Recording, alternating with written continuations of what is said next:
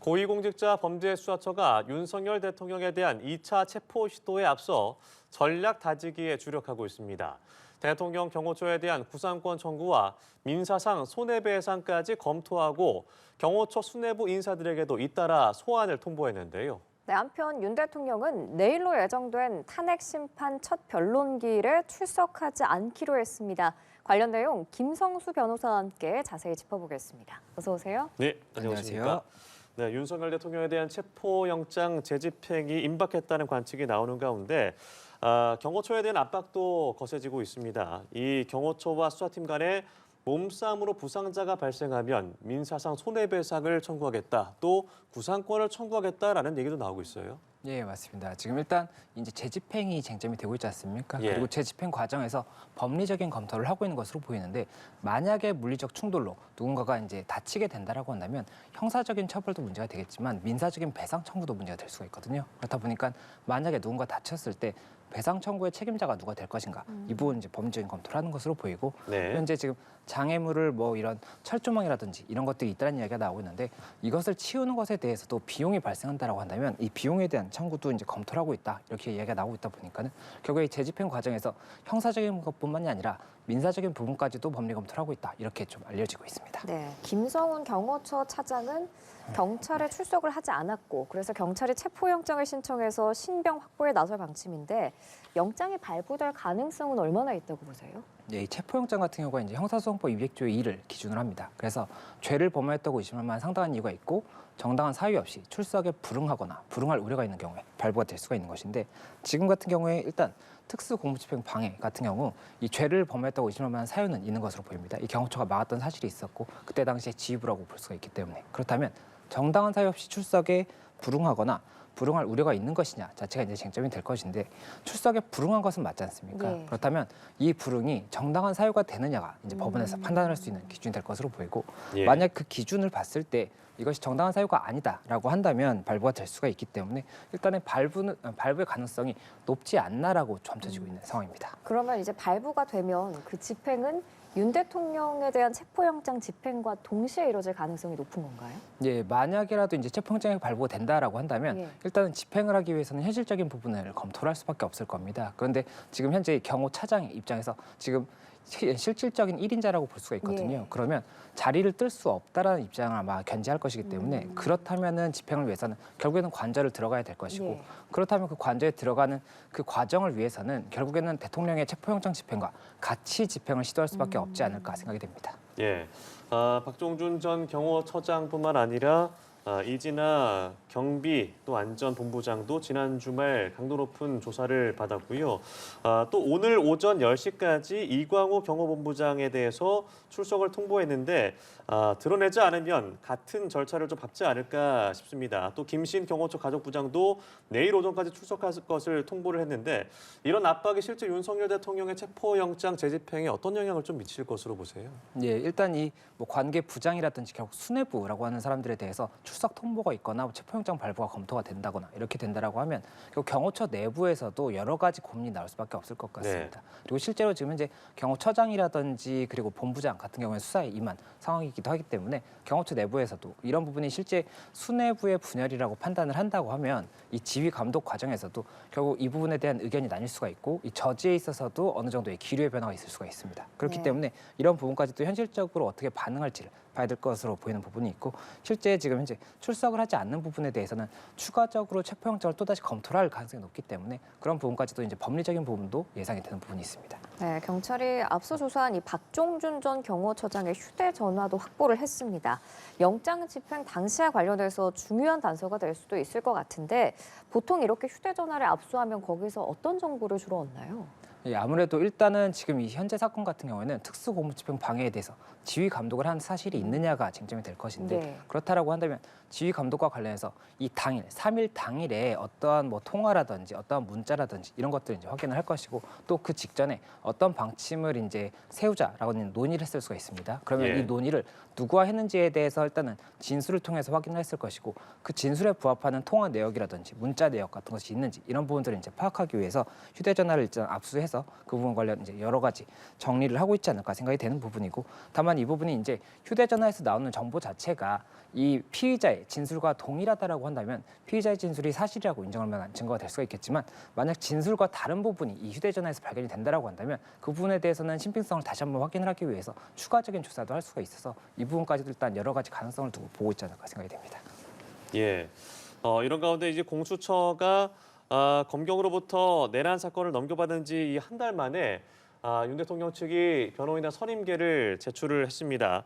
체포영장 집행을 탄핵 심판 선고 이후로 미뤄달라라는 요청했는데 입장이 좀 바뀐 걸로 보이는데 그 이유가 뭐라고 보세요? 예, 일단 공수처에 수사권이 없다라는 입장을 견지하고 있었는데 일단 공수처에 선임계는 제출한 겁니다. 그리고 선임계를 제출하고 면담을 했다는 겁니다. 예. 이 공수처 측에 명담을 요청해서 면담을 했는데 그 과정에서 일단은 이 사건의 수사권에 대해서 다시 한번 이야기를 했었고 그 취지는 결국에 그런 겁니다. 지금 직권남용과 이 내란죄 두 가지를 보이는데 직권남용 같은 경우에는 공수처에 직접적인 수사권이 있지만 이 대통령 현직 대통령이기 때문에 그렇다면 소추권은 이제 불소추 특권이 있거든요. 불소추 특권상은 이 직권남용 같은 경우에는 소추의 대상이 아닌 것이고 예. 그리고 이와 관련 범죄로 한 내란죄 같은 경우에는 오히려 내란죄가 훨씬 더 큰 범죄이기 때문에 이것을 관련 범죄로 공수처가 수사할 수 있느냐에 대해서 다시 한번 이야기를 하고 이 부분 관련 정리를 위해서 결국은 어떤 뭐 검토를 해달라라는 취지로 이야기를 했다는데 그것이 결국에는 이 직을 대통령 직을 파면이라든지 이런 부분이 결정이 난 다음으로 밀어달라는 취지가 아니었겠느냐라는 네. 이야기가 나오다 보니까는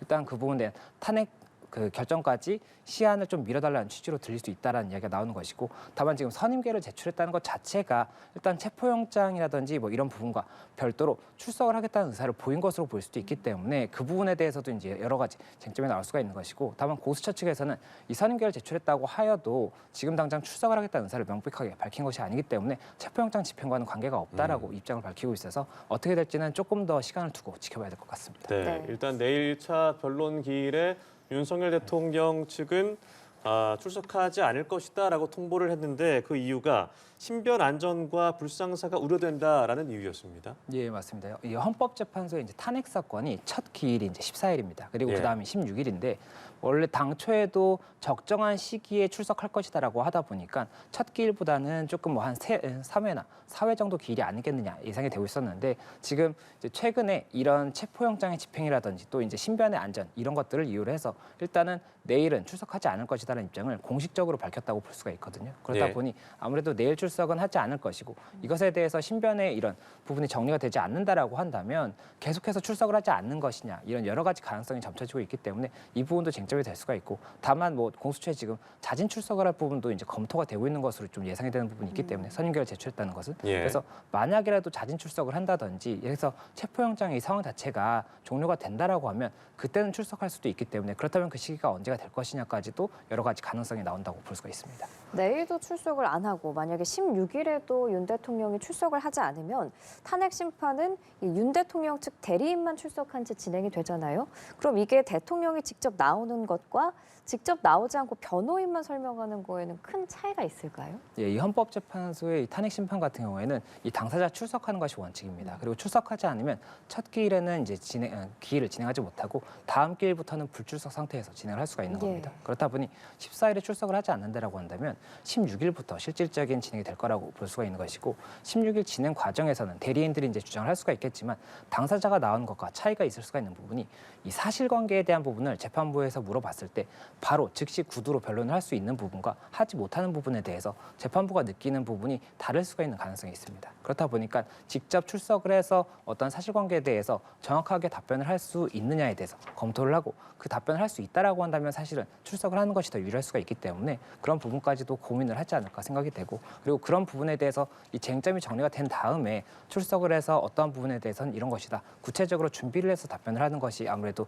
윤석열 대통령 측에서도 조금 더 유리하다 또는 바람직하다 이렇게 생각할 수가 있는 것이기 때문에 예. 그런 부분까지도 감안을 해서 출석을 하지 않을까 생각이 되는데 지금 현재 체포영장의 이 상황 자체가 만약에 뭐 3회, 4회기일까지도 계속해서 정리가 되지 않는다라고 한다면 그때도 이제 체포라든지 신변의 우려 이런 것을 이유로 해서 결국에는 이 탄핵 심판기일에도 출석하지 못할 가능성도 있기 때문에 이런 부분들에 대해서도 윤석열 대통령 측에서도 사실 굉장히 중요하게 볼 수밖에 없는 상황이어서 이 법리적인 검토를 하지 않을까 생각이 됩니다. 그 혹시 탄핵 심판에 출석을 만약에 하게 되면 출석을 했을 때 공수처가 영장을 집행하는 가능성 그거는 어떻게 보세요? 네. 그러니까 원래 기존에는 설마 그렇게까지 하겠느냐라는 이야기가 나왔던 부분인데 사실 뭐 법적으로 생각을 해봤을 때는 불가능한 부분은 아닙니다. 예, 체포 자체의 영장을 언제 해야 된다라는 부분 자체는 뭐 제한이 있다고 볼 수는 없는 거지 않습니까? 그렇기 때문에 만약에 공수처가 체포를 할 수 있는 뭐 그런 장소라든지 이런 부분에 헌법재판소 뭐 출석 와중에 그 과정에서 장소가 들어있다라고 한다면 그 부분도 검토를 할 수가 있는 겁니다. 만약에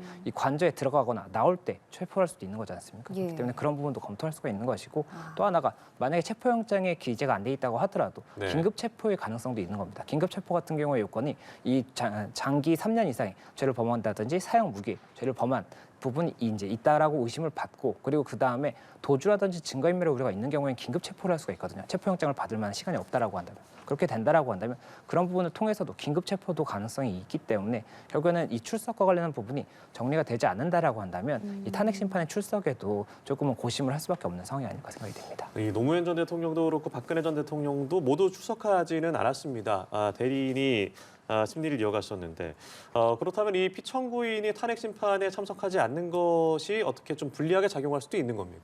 예, 피청구인이 탄핵 심판에 참석하지 않는다라고 한다면 앞서 말씀드렸던 것처럼 이 현장에서 뭐 사실관계에 대한 부분을 바로 즉답을 하기가 어려울 수가 있습니다. 대리인 예. 측에서는 사실관계에 대한 질문이 있으면 그 부분에 대해서는 저희가 당사자한테 확인을 하고 말씀을 드리겠습니다. 이렇게 진행을 할 수밖에 없는 것인데 그것에 대해서 재판부가 어떻게 볼 것이냐에 대한 부분이 이제 쟁점이 될 수가 있겠죠. 그렇다 예. 보니까 직접 출석을 하는 것이 더 나은 것이 아니냐라는 이야기가 나올 수가 있는 것이고 다만 직접 출석을 해서 이 사실관계에 대한 질문을 했는데 그 부분을 뭐 이제 답변을 명확하게 하지 못한다든지 오히려 신빙성이 낮은 답변을 하게 된다면 그 부분이 또 불리할 수도 있는 부분이 있기 때문에 그런 부분까지도 다 이제 고려를 해서 출석 여부를 결정하지 않을까 생각이 되고 지금 현재 사실관계 자체가 이 탄핵 사건에서도 굉장히 큰 중요한 사항이라고 볼 수가 있는 겁니다. 사실관계가 지금 이 국회 측에서 주장하는 것, 청구인인 국회 측에서 주장하는 것과 피청구인이 대통령이 주장하는 것이 아예 첨예하게 나뉘고 있거든요. 그렇다 보니까 이 사실관계에 대해서 질문이 있을 때 이 부분에 대해서 명확하게 답변할 수 있을지에 대해서 고심을 하고 또 이제 답변을 한다라고 하면 이 답변이 구체적으로 답변을 할수록 당연히 그 부분에 대해서 재판관들을 설득할 수 있는 가능성이 높아지기 때문에 그런 부분까지도 이러한 질문이 있을 때 이런 부분에 대해서 이러한 사실관계를 진술하고 이러한 증거를 제출하겠다 이런 것까지 조금 구체적으로 안을 마련한 다음에 출석하지 않을까 생각이 됩니다. 예, 그리고 탄핵 심판에서 형법상 내란죄의 성립 여부를 다루는 것이 맞느냐라는 이 여야의 논란도 이어지고 있습니다. 헌법재판소가 과거의 다른 탄핵 사건에 대해서 형법상의 어떤 판단을 내린 사례가 있는 것으로 알고 있는데 이번에는 헌재가 어떤 결론을 내릴 거라고 보세요? 이 탄핵 사건에서 이 법률적인 부분, 이제 이 탄핵 사건의 내용을 결정하는 내용을 이제 순서를 말씀을 드리면 사실관계를 정리하게 됩니다. 그래서 네. 이러이러한 사실관계가 있다라고 정리를 하게 되고 그 다음에 이러한 사실관계에 대해서 국회 측에서 주장하는 것은 뭐 A라는 사실관계는 이런 헌법 위반이 되고 또 B라는 사실관계는 뭐 어떤 형법이라든지 법률에 위반이 되고 이렇게 정리를 하게 되면 이 탄핵 사유라는 것은 헌법 또는 법률에 중대한 위반이 있는 경우에 파면 여부를 결정하는 거라고 볼 수가 있거든요. 네. 그렇다 보니까 이 헌법에 위반이 있는 부분에 있다라고 한다면 그 부분이 중대하게 파면에 이를 정도에 이르는지 이것이 이제 하나가 될 수가 있는 것이고 법률에 위반이 있는 것에 대해서도 중대한 부분이 있는지를 보게 되는 것인데 이 법률의 위반에 이제 형법 부분에 내란죄가 성립되는지 여부가 쟁점이 될 수가 있는 겁니다. 그리고 이에 대해서 지금 국회 측에서는 사실관계는 그대로 두되 이 내란죄, 형법상의 내란죄 성립까지는 가지 않고 이 헌법상이라든지 그리고 또 다른 부분에 대한 뭐 법률 위반이 있는 것을 다투겠다 이런 취지로 지금 이야기를 한 것으로 알려지고 있기 때문에 네. 이 부분에 대해서 헌법재판소에서 이 소추 의결 당시에 동일성이 있는지에 대해서도 쟁점이 될 수가 있는 것이고 동일성이 없다라고 한다면 심사 대상에서 제외될 수가 있거든요. 그렇다 보니까 그런 부분까지도 검토하겠다는 이야기가 있는 것이고 윤 대통령 측에서는 이 부분에 대해서 내란죄 자체가 결국에는 이 소추 의결의 가장 핵심적인 부분인데 이것을 제외한다는 것 자체는 결국에는 이 소추 의결을 다시 한번 받아야 되는 것이다. 탄핵 소추 의결을 다시 받아야 된다는 것이다. 이렇게 주장을 하고 있기 때문에 이에 대해서 결국에 만약에 이 절차를 통해서 다시 한번 의결을 받는 것이 아니라고 한다면 헌법재판소에서 그 부분을 제외를 한다고 했을 때 그렇다면 그 부분도 탄핵에 대해서 뭐 쟁점이 될 수 있는지 아니면 또 탄핵의 파면에 이를 정도의 중대성이 있는 것으로 볼 수 있는지에 대해서 아무래도 예. 법리적인 판단에 있어서 결국 영향을 미칠 수밖에 없기 때문에 그 부분은 헌법재판소에서 검토하지 않을까 생각됩니다. 예, 알겠습니다. 오늘 말씀 여기까지 듣겠습니다. 지금까지 김성수 변호사와 함께했습니다. 고맙습니다. 고맙습니다. 고맙습니다.